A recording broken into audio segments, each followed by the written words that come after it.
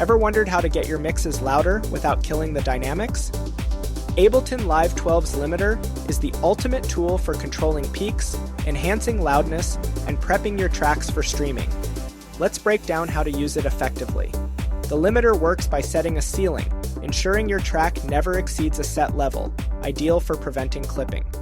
A good starting point is 0.3 decibels to stay within streaming platform standards. The gain reduction meter shows how much the limiter is working, so aim for 3 to 4 decibels of gain reduction for transparency. One of the key controls is Lookahead, which determines how far ahead the limiter reacts to peaks.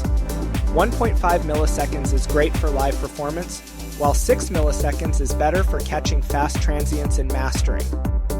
Use auto-release for a natural, adaptive response, or dial it in manually to shape your sound. For creative applications, try soft clip mode to add analog-style warmth, especially on drums and vocals.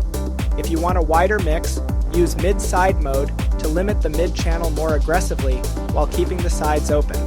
You can also blend parallel limiting, heavily compressing a duplicate track, and mixing it in at 15% for extra punch without squashing dynamics.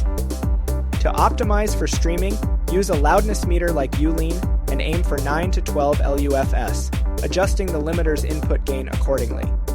Avoid overcompressing. If you see more than 6 decibels of gain reduction, consider using multiband compression or a clipper before the limiter to maintain punch. Mastering the limiter means balancing loudness and clarity, whether you're mixing EDM with fast attack settings or smoothing out jazz recordings with slower release times. Want to master Ableton? Comment Ableton below, and we'll send you free Ableton Live tools and resources.